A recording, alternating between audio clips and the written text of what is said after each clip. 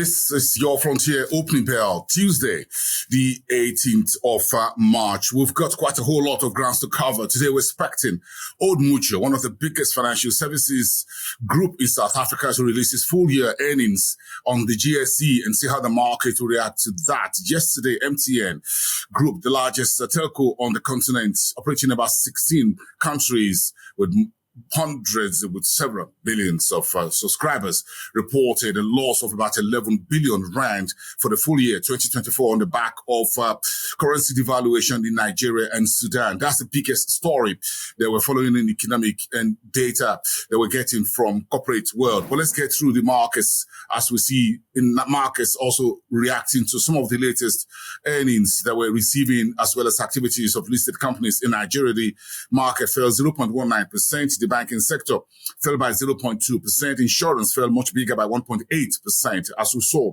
the shares of Stanbic IBTC up 4.24% as this 50 billion naira commercial paper. Short-term borrowing in the Nigerian market closed on Monday. We've got a whole lot. There are also news going around about a likely merger of two of Nigeria's banks during this consolidation recapitalization period.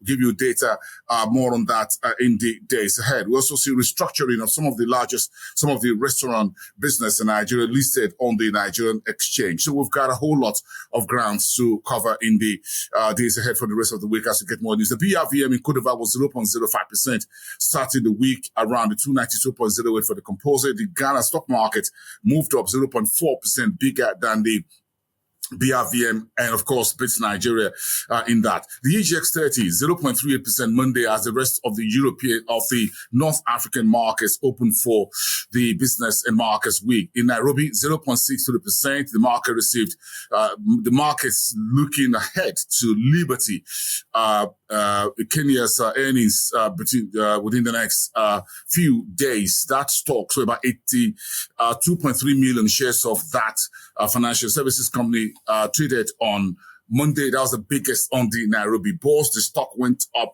very significantly. It's now pulling around 15% year to date. So the numbers are expected from that particular company. Sanlam shares also climbed jump on Monday as well on the Nairobi bourse. That raised the NSE Osher Index to 130.35. The GSE, 0.69%. The resources, financials, and the industrial goods segment of the market also finished on the upside on Monday for South Africa, despite the disappointing earnings that came in from MTN Group. So that's the latest as we've got it across the markets on Monday. Let's get moving on very quickly and grab some headlines. The AfCFTA, the progress report of this intra-Africa trade, was the key focus of Africa's finance, planning, and economic ministers started their meetings in Addis Ababa, the Ethiopian capital, the African Union, on Monday. That was put together under the umbrella of the United Nations Economic Commission for Africa.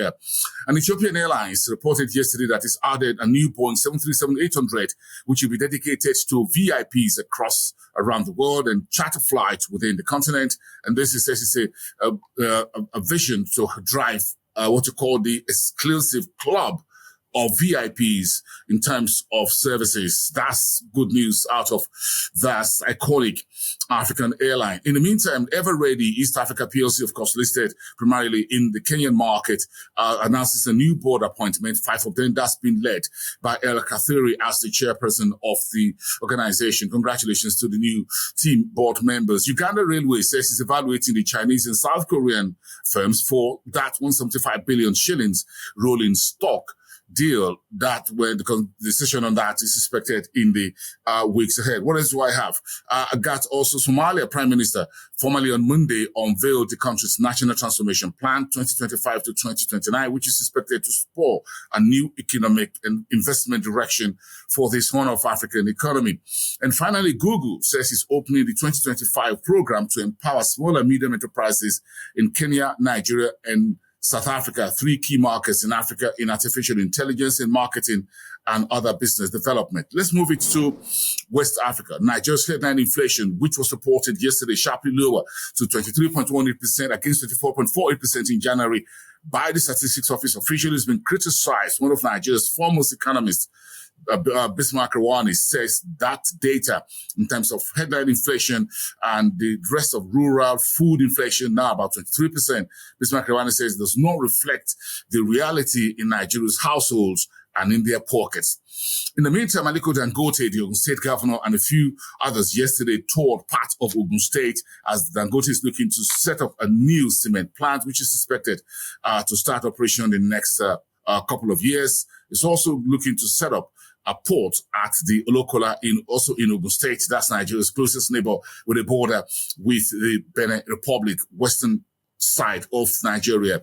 The parliament in Ghana today will scrutinize the budget proposal under President Mahama, who's just about less than 3 months in office. President Mahama's first budget goes to the parliament today.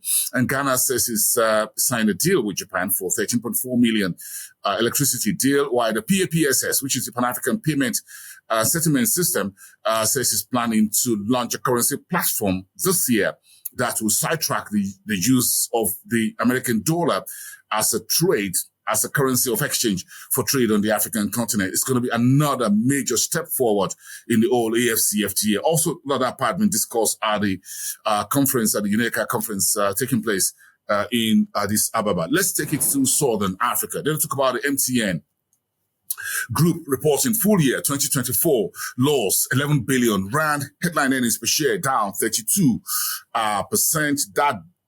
That's the headline earnings per share. Yes, basic earnings per share down to 531 cents against 754 cents, which was reported in 2023. Dividend, however, jumped to 345 South African cents against 330, which was paid by the telco giant for 2023 period. EBITDA reported at 60 billion naira. Service revenue down 13%.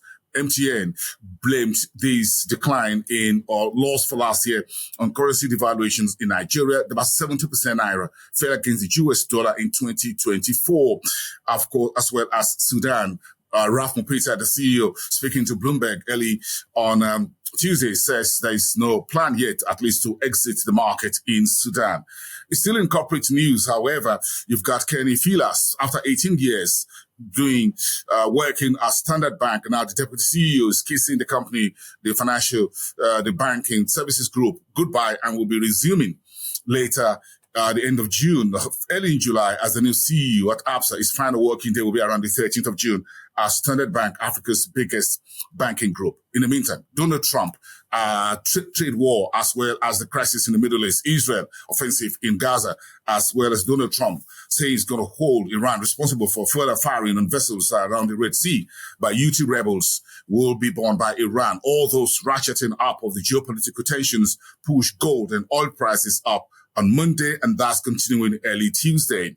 South Africa's inflation is going to be around 4.3% for this full year, ahead of Thursday, March 20th decision by the South Africa's central bank, the SARB, under Leseja Kagyango. Let's get on. And of Zambia, looking to regulate maize meal prices because of the drought the country currently faces.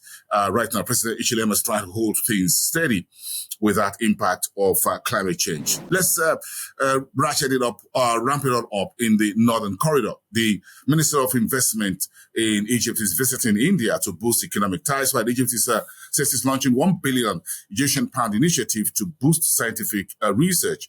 In the meantime, the North Africa's biggest economy says is resuming gas flows to export plants despite the supply squeeze that the country faces. And the airport in Casablanca has unveiled new automated gates that makes passengers pass through or passenger flow a lot easier around that particular airport. One of the major hubs for tourism, for tourists in North Africa and the rest of the continent. And then the Spanish remittances to Morocco has gone double. Now, the second highest recipient into Morocco's economy. Those are your headlines, bright and early Tuesday, the 18th of March. Do have a great day, everyone, and keep your eyes on Frontier Africa Reports.